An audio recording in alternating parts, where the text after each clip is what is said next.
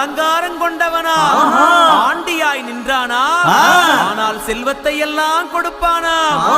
அப்படிப்பட்ட முருகனவன் ரொம்ப ரொம்ப சின்னவனா சுவாமி. சின்ன சின்ன